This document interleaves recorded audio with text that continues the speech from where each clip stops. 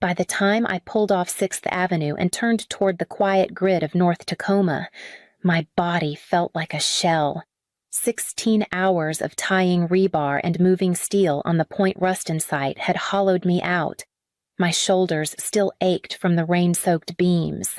My hands throbbed from rope burns, and the grit of cement dust clung to my skin no matter how many times I rubbed my palms together on the steering wheel.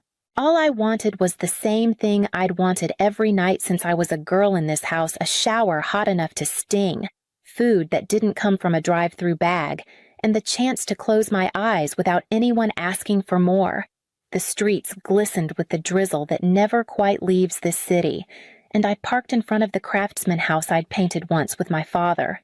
Graham, back when he was still home more often than not. The maple tree out front bent in the damp breeze, just as it always had. I climbed the porch steps, shoulders sagging under my duffel, and slid my key into the lock. It stopped cold. I jiggled it, tried again, felt the old brass resist me like I was a stranger.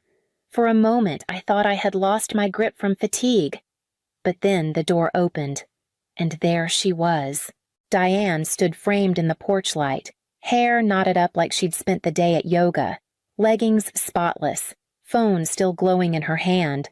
Her smile was the kind that meant she'd been waiting for this exact second. Behind her, Kellen, her son, never mine, was stretched across the couch, my old Pacific Lutheran hoodie on his back, his laugh bouncing off the walls like he had inherited them too. "You're back early," Diane said, like the locks hadn't just refused me. "The key doesn't work," I told her, my voice rough from dust. "We changed them," she replied, voice calm and sharp as glass. "For safety." Her tone made clear whose safety she meant, and the sight of Kellen reaching into a bag of chips I'd bought told me everything else. My fingers curled tighter around the useless key. I stepped back onto the porch, the air colder than before, already sensing the weight of the fight I hadn't yet named. And when she leaned against the frame with that smile, I knew this night was only the beginning of a longer demand waiting on the other side of her words. Diane didn't waste time dressing the moment in pleasantries. She crossed her arms and said the locks were changed because I had fallen behind. She pulled a folded sheet of paper from the counter, like she had rehearsed the performance. "Back rent, utilities, household contributions," she recited, tapping the columns she had drawn in neat handwriting. $50,000. Pay up and you can stay under this roof. Behind her. Kellen let out a low whistle and tossed his phone onto the couch. "That's just one decent union paycheck, isn't it? You'll be fine." He grinned like he'd scored a point, then dragged my hoodie tighter around his shoulders, as if ownership came just from wearing what was mine. I felt the weight of the duffel digging into my arm, but didn't set it down. My eyes moved past Diane's smug expression, cataloging details the way I did on the job site when a beam didn't sit flush. Fresh screws gleamed on the strike plate, bright silver against weathered brass.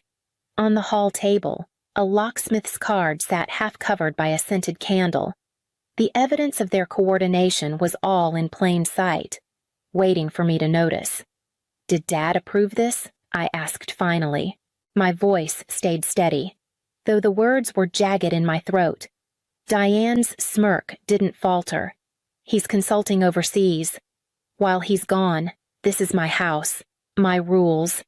Her certainty hit harder than her numbers. For her, the demand wasn't about bills or fairness. It was about power, about rewriting who held the right to stand in the doorway. I let the silence stretch between us, my hand loosening on the useless key. No shouting, no bargaining. I stepped back, the porch boards creaking under my boots. Diane raised her chin as if she'd won, but I was already calculating what her performance had exposed, without another word. I turned and walked down the steps, the night air cutting colder as I headed back toward the truck and the memory that waited in the red file I had never dared to open until now. The porch light faded behind me as I walked back to the truck, but the weight in my chest carried me farther back than the street ahead. Memories clung to that house like smoke in the walls, each one sharper now that I'd been locked out.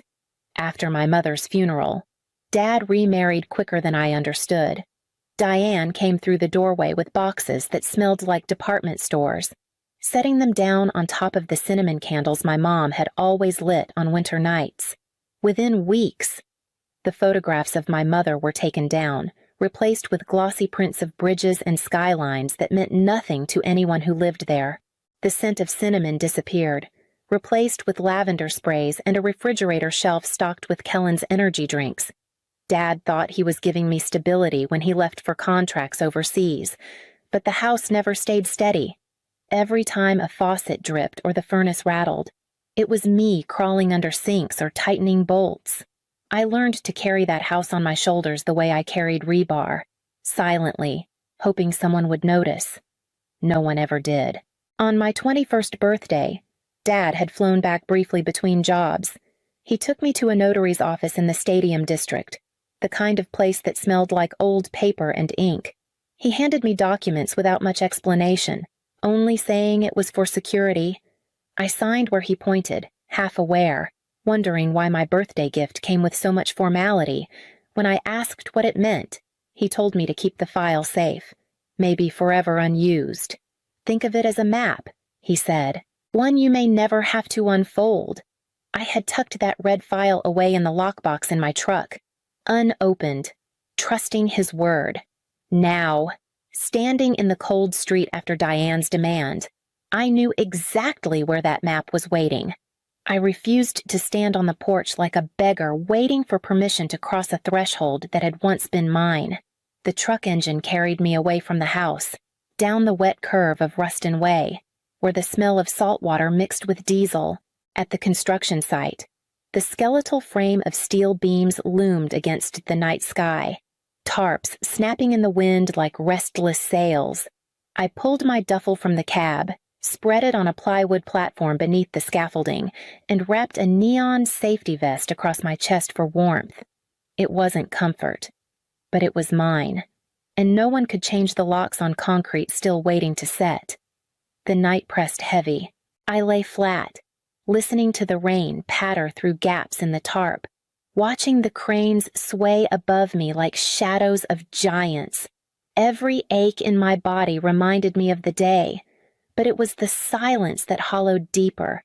I thought of the house not as it stood now, but as it used to be cinnamon candles in the kitchen, my mother's hugs long enough to mend everything broken. Those ghosts filled the cold air around me, and for once, I didn't push them away. Before dawn, I sat up, breath visible in the sharp air, and reached into the lockbox fixed behind my seat in the truck. The red file rested where it had for years, edges worn from being moved but never opened. My hands hesitated, then pulled it out. Inside lay 3 pieces of recorded deed naming me sole owner of the property on North 26th, dated on my 21st birthday, a limited power of attorney tied to emergencies, and an unsigned letter in my father's handwriting. The paper trembled in my grip as I read it. If you ever feel the air get tight at home, this is why.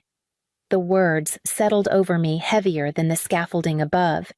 I had been carrying proof without knowing it, a weapon wrapped in silence. For years, I thought loyalty meant waiting, fixing leaks, paying bills, enduring Diane's rules. Now the truth sat in my lap, sharp as any tool I'd ever swung, and I knew it was time to decide how to use it as the first light of morning touched the beams overhead. By the time the courthouse clock struck 8, I was already walking up Pacific Avenue, the red file pressed against my ribs like armor. I hadn't slept much after opening it, the weight of the deed and my father's note thrumming in my mind. But exhaustion felt easier to bear than the memory of Diane's smirk. I stopped in front of a narrow brick building where the plaque on the glass read, Eamon Brackett, Attorney at Law. Inside, the office smelled faintly of old wood polish and brewed coffee. Eamon himself looked nothing like the sharp-edged lawyers from television. His hair was thinning, his tie slightly off-center, but his eyes carried the kind of patience that comes from years of watching people arrive on the worst day of their lives. I sat across from him and opened the red file. I told him everything: how Diane had changed the locks, how she had demanded $50,000 in back rent, how Kellen laughed while wearing what wasn't his. My voice wavered only once, when I described turning the key and feeling it stop dead in the lock. Eamon didn't interrupt. He simply nodded, glanced at the papers, and made a few notes in neat block letters. When I finished, he tapped the deed. "This is clean," he said. "Recorded, valid, and unambiguous. Which means we don't argue with them. We let the law do the talking. Washington law requires you to serve a 20-day notice to terminate a month-to-month tenancy. If they refuse, you file an unlawful detainer case here in Pierce County Superior Court. The court issues a writ of restitution. The sheriff enforces it." I frowned. "So I can't just—" "No," he cut in gently. "You don't change locks back. You don't throw their things out. That's self-help eviction. Illegal. Even if you're the owner, you wait. You document. Every call, every text, every demand. You let the court see who's reasonable and who isn't." His calmness steadied me more than I expected. Fury still burned in my chest, but he gave it direction. We arranged for a professional process server to deliver the notice. Eamon handed me a checklist for an evidence binder: photographs, bills, proof of payment, copies of every message. When I left the office, the drizzle along Pacific felt less like weight and more like clarity. I had a path forward, not fast, but certain, and I was ready to take the first step that would lead me straight back to Diane's door. That night, I sat in the cab of my truck with a yellow pad balanced on my knee, the deed open beside me. Anger tempted me to write in all caps, to throw Diane's words back at her. But Eamon's voice stayed with me. Keep it measured. Keep it professional. So I wrote, "No rent is owed. I am the recorded owner. Enclosed is the 20-day notice to terminate occupancy. Any further communication regarding this matter should be directed to counsel." I typed it clean, printed 2 copies, and sealed one in a thick white envelope marked clearly with Diane's name. The other I sent by certified mail. A twin she couldn't claim to have missed. At dawn, the process server I'd hired drove off with the envelope, leaving me with nothing but waiting. I parked 2 blocks down from the house, hands tight on the steering wheel, watching the porch through a thin gap between cedar hedges. At 9 sharp, Diane stepped out in her slippers, phone already in her hand, a mug of coffee steaming against the morning chill. She bent, picked up the envelope, and tore it open without hesitation. The scream that followed rattled through the street like a siren. Curtains lifted in the neighboring houses. Dogs barked. Even a car braked mid-block. Kellen stumbled into the doorway, hair matted, hoodie sliding off one shoulder. He grabbed the papers, eyes scanning as his mouth moved. A curse burst out, then another. Moments later, his face appeared online, shaky video already climbing through feeds. "She's heartless," he spat into the camera. "Throwing out family for nothing. My stepsister's a monster." The comments poured in faster than I could scroll, strangers cursing my name. Distant cousins demanding explanations. Old acquaintances pretending they'd always known I was cruel. I didn't answer a single one. Instead, I screenshotted every post, saved every voicemail, noted every name. Proof wasn't measured in likes or outrage. It was stacked in binders for a judge to read. By the time the video spun out of control, I had closed the laptop and opened the binder, sliding the first screenshot into its sleeve, preparing for the weeks that stretched ahead. The 20-day clock began with silence, but Diane was never one to leave a stage empty for long. On the 5th morning, 2 Tacoma police officers knocked on the window of my truck while I was parked outside the site. Diane had called in a trespass, claiming I was harassing her. I showed them the deed and the notice. They exchanged a look that told me they'd seen this kind of family theater before, then left with a clipped, "It's a civil matter." I logged the time, date, and badge numbers in the binder. A week later, Diane threatened a restraining order, her text dripping with official-sounding language, though nothing ever materialized. By then, she was also telling relatives that my father had promised the house in spirit to her and Kellen, as if intentions could rewrite recorded deeds. Each call from a cousin or aunt went straight to voicemail, saved and transcribed before I filed it away. I met with Eamon twice more, his calm steadiness a counterweight to the chaos Diane kept manufacturing. He told me to keep photographing the property, especially the rooms she'd claimed as hers, and to log every utility I had covered in the past year. I printed receipts, marked dates, and stacked them neatly. Evidence grew in the binder like scaffolding around an unfinished tower. Mrs. Sato, the retired schoolteacher across the street, stopped me one afternoon. In her gentle way, she confirmed she'd seen a locksmith's van parked outside the day before the locks changed. She offered to testify if it came to that. I thanked her and added her name to the growing list of witnesses. As the deadline drew close, the tone of the messages shifted. Anonymous texts urged me to show mercy, to remember family, but mercy, as they defined it, meant surrendering the very roof over my head. I copied each message into the binder and turned the page, knowing the countdown was leading me straight toward the courthouse. The deadline came and went, and Diane stayed put. Eamon filed the unlawful detainer the next morning, and within days we were standing beneath the high ceilings of Pierce County Superior Court. The room smelled faintly of varnished wood and paper dust, the kind of place where words mattered more than noise. Diane wore a blazer too crisp for someone who claimed poverty, her hair tied back tight, eyes sharp with defiance. Kellen sat behind her, restless, phone in hand like he couldn't survive without an audience. When the commissioner called the case, Diane launched into a story about family equity, about promises my father had made in spirit if not in writing. She spoke of informal rent, contributions she claimed I owed for the privilege of growing up in that house. But when pressed for proof, there was none. No lease, no receipts, no legal thread tying her story to the walls she clung to. Eamon placed the deed on the bench, then the 20-day notice, then the binder with photographs, receipts, and statements. My name repeated across the pages like a steady refrain. The commissioner's decision was brief. Almost surgical possession restored to me, writ of restitution to be issued, interference prohibited. Diane's mouth opened as if to argue, but the gavel came down, final and firm.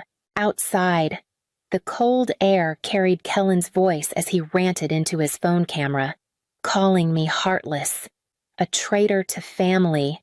Strangers passing gave curious glances, but Eamon touched my elbow, guiding me down the steps without a word.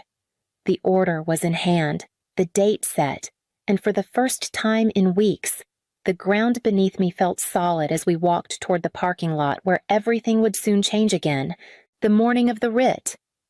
I stood on the curb, binder tucked under my arm, waiting for the deputy to arrive. The street was quiet except for the drip of last night's rain from the eaves. Then a familiar sedan pulled into view, one I hadn't seen in too many years. My father stepped out, thinner than I remembered, but steadier, as though distance had stripped away the fog he once lived under. "Leora," he said, his voice low, carrying both apology and resolve. "I've filed for divorce. I should have done it sooner. I see her clearly now, and I see what I left you with." I searched his face, looking for hesitation, but he held my gaze. He explained what I already held in my hands, that the deed had been his way of guarding me while he was thousands of miles away. He had feared exactly this day might come, and the map he gave me had led me here. The sheriff's deputy arrived, crisp uniform and quiet authority cutting through the tension. Diane emerged with arms crossed, Kellen dragging behind her with boxes half-packed. Under the deputy's eye, they moved through the house, stripping it of what little claim they had left. At the doorway, Diane spun toward me, her voice sharp and desperate. "You owe us for family," before I could answer. My father stepped forward. His words were even, but they carried more weight than any raised voice. Family does not invoice belonging. By sunset, the house stood quiet again. Their voices had vanished, their clutter packed away, leaving only the hum of the furnace and the creak of floors that finally belonged to me without contest. I stepped across the threshold, ready for the silence that awaited. That evening, I walked barefoot across the hardwood, each step steady, each switch flipped on, not from fear, but from ceremony. The house glowed as if reminding me it had always been waiting, patient through the years of noise and intrusion. In the living room, I unwrapped the framed photo of my mother that had been boxed for too long and rehung it on the wall where Diane once hung bland, abstract prints. The sight of her smile settled the air in a way no candle ever could. The locks came next. I unscrewed the hardware with deliberate care, fitting new mechanisms into place. This time, the keys were mine alone, cut fresh at a shop on 6th Avenue, their edges sharp with promise. The scar left on the front door from the locksmith's drill would need fixing, so I scheduled a carpentry job, determined to mend what had been forced open. Over the next days, I worked through the details that matter more than most people realize.